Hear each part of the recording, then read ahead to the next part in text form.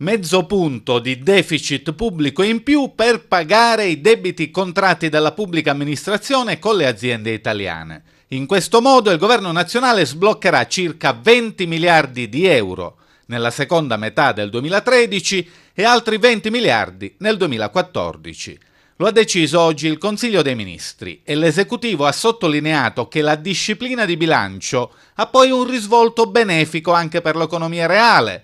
Dà dei risultati non solo perché non si violano le norme europee, ma perché si arriva al punto in cui ci si può permettere di prendere provvedimenti e vederseli autorizzare dall'Europa.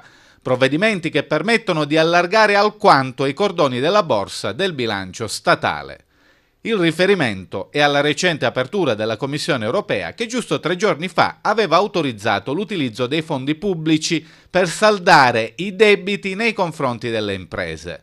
Le misure che il governo intende adottare sono finalizzate all'immissione di liquidità nel sistema economico e interesseranno le amministrazioni centrali e gli enti del Servizio Sanitario Nazionale.